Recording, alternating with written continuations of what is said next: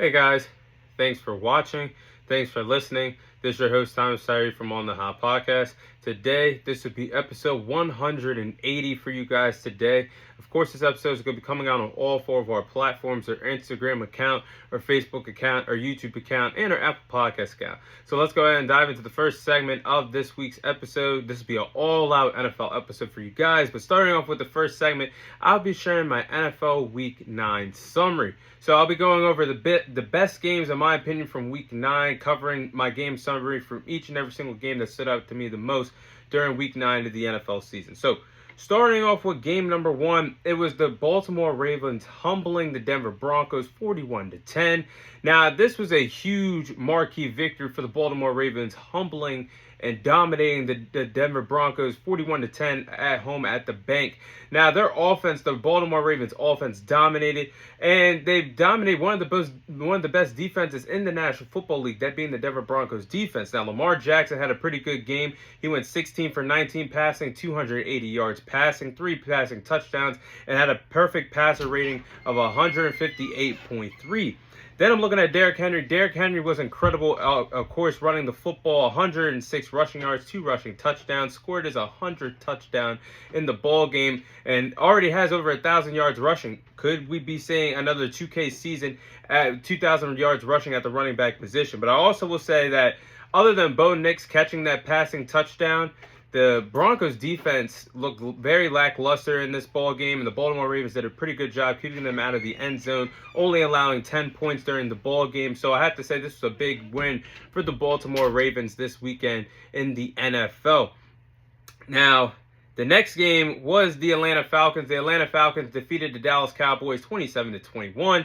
Now, this game between Kirk Cousins and Dak Prescott, a quarterback battle and an overall battle of the Atlanta Falcons and the Dallas Cowboys. Kirk Cousins shined in this victory. I mean, Kirk Cousins and the Atlanta Falcons offense carved up the Cowboys defense. What's new? This Cowboys defense isn't playing up to par, up to the standards that they lived up to the last few years. But as I digress, Kirk Cousins and the Atlanta Falcons had a pretty good game offensively. Kirk Cousins went 19 for 24 passing, had 222 passing yards with 3 passing touchdowns. Now, in this ball game, when I'm watching this game, the Dallas Cowboys missed out on several opportunities during this game. I mean, they couldn't get stops on the defensive side of the ball. They were very confused a lot of the time on the defensive side of the ball. Failed on 4th down conversions and failed going for 1 4th down when you ran the end around with CeeDee Lamb, the fake punt. It was just so aggravating to watch the game. Not only that, but Dak Prescott got hurt with a hamstring injury. And I got to say, when Cooper Rush came into the game, actually gave us a chance to win the game. He looked better in the 4th quarter passing than what Dak Prescott did the entire game. And the passing yards, Dak Prescott, off the top of my head, had around 130-something passing yards throughout the game until he got injured. But then Cooper Rush in the 4th quarter had 115 passing yards, a passing touchdown, had us in position to win the ball game. We just didn't recover the onside kick. That's sad when a $2.25 million quarterback, the backup, played better in the ball game when he was in the game, moving the ball down the field offensively, throwing the ball more than 5 to 6 yards passing, than what you're being the most expensive quarterback in the National Football League, somebody that you're paying $60 to $70 million this year in Dak Prescott. That's a problem. But as I digress, it was a good win for the Falcons at home. Bad look for the Cowboys as a whole. And I will also say, Dak Prescott uttering the words to Trey Lance, being caught on camera saying, "We fucking suck." That's a bad look. That's a bad look. But let's move on to the next game. You had the Buffalo Bills defeat the Miami Dolphins 30-27 in a good game in the AFC East. It's always a fun matchup between Josh Allen and Tua Tagovailoa when both quarterbacks are at their best, both are healthy. We always get a good game and a good matchup between the Bills and the Dolphins out in the AFC East. But the Miami Dolphins offense is starting to look good again, and with Tua Tagovailoa back in the lineup, and if he wasn't hurt with a concussion, I don't think this team would be 2-6. I mean, obviously, if you guys caught some Dolphins games this year, the offense did not look the same at all. I mean, they tried to run it with Sky Thompson. They tried to run it with Tyler Huntley. The offense just didn't live up to the hype and the standards of what Tua Tagovailoa gives us. every time he steps foot on the field for the Miami Dolphins. So it was good to see him back in the line. It's good to see him back in the lineup. Good to see him actually having this Dolphins offense in the ball games, because now it's pretty exciting to watch the Dolphins again. But Josh Allen had a pretty good game with 3 passing touchdowns. A shout out to Tyler Bass, who had a 61-yard game-winning field goal. I mean, he almost got released by the Buffalo Bills a few weeks ago. Finds himself as a hero this past week in Week 9 when he had a 61-yard field goal to defeat the Miami Dolphins. Now, the Bills have firm control over the AFC East. You look at the standings, the Bills are way up top, and everybody else is down below, little by little. And the Bills have firm control. The way how it's playing out, with the Jets only having 3 wins, the Dolphins having 2 wins, the Patriots having 1 win, I think the Bills can easily win this division and wrap up and clinch the AFC East once again by December in the next 3 to 4 weeks in the NFL because of how the division is playing out. So, good time to be a Buffalo Bills fan. Now, let's talk about the next game. You had the Detroit Lions defeat the Green Bay Packers 24-14 in America's Game of the Week. Now, this was a big win for the Detroit Lions going on the road, playing their NFC North rival in the Green Bay Packers, defeating them at Lambeau Field. The Lions played well on both sides of the ball in this game. Offense did their job. Defense really did their job. And the defense showed up, only allowing 14 points in this game to a Green Bay Packers offense. Now, Jordan Love was hurt in this ball game, but you still got to give credit to this Detroit Lions defense. They're playing so well without Aiden Hutchinson, only allowing 14 points on the road. You can't convince me that that's not impressive in this divisional matchup. But I got to say that Kirby Johnson had an interception. The defense responded well with Brian Branch being ejected from the ball game from a head-to-head contact hit that seeing their safety out of the ball game. The defense played well, and the Lions are off to a pretty impressive 7-1 start. One of the best starts in their franchise history. I'm looking forward to seeing what they could do because arguably they're the best team in the National Football League right now. But the next game, you had the Philadelphia Eagles defeat the Jacksonville Jaguars 28-23. And this game was pretty good. It was a pretty good game. The Eagles nearly blew a 22-0 lead in this ball game. And man, if they lost that game against the Jaguars, the fans would have been they would have been done with the Eagles this year. And Nick Sirianni might have been out of a job. But Saquon Barkley is just so unreal. I mean, the man is a gem at the running back position, and he's a gem in this Philadelphia Eagles offense.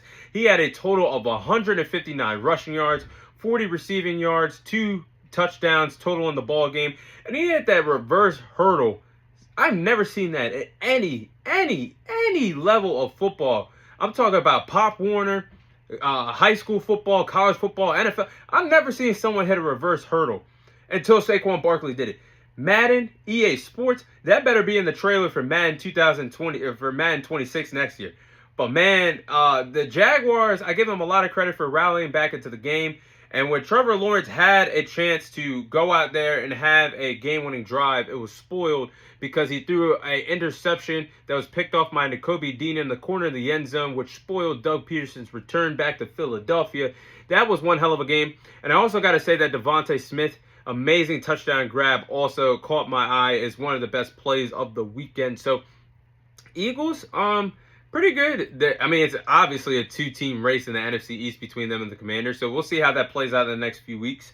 The story of the Jaguars, they have lost 5 one-possession games this year. 5 one-possession games. Can you imagine if they just turned around some of those? They would have a much better record than what they have. But that's the story of the Jaguars, their defense, and not capitalizing on moments when it matters most. That's the reason why they find themselves with 5 one-possession game losses this NFL season. Now, next game I'll cover. The Rams defeated the Seattle Seahawks in overtime 26-20. This was a good battle in the NFC West. The Rams found themselves in a pickle when their star wide receiver Puka Nacua found himself ejected in the first half for throwing a punch after Matthew Stafford threw an interception in the closing moments of the first half of that ball game. The Rams offense had to go out there the second half without their star Puka Nacua to find themselves getting a victory on the road against the Seattle Seahawks. And I will say the Rams defense showed up when it mattered most. And they're a reason why they won this ball game on the road against the Seattle Seahawks.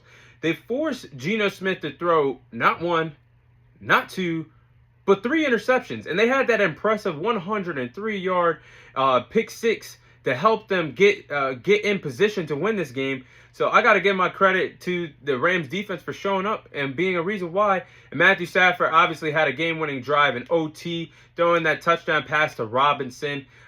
So good win for the Rams. I'll get more into them in the NFC West later on in the episode. But final game I'll cover. You saw the Kansas City Chiefs defeat the Tampa Bay Buccaneers in overtime, 30-24.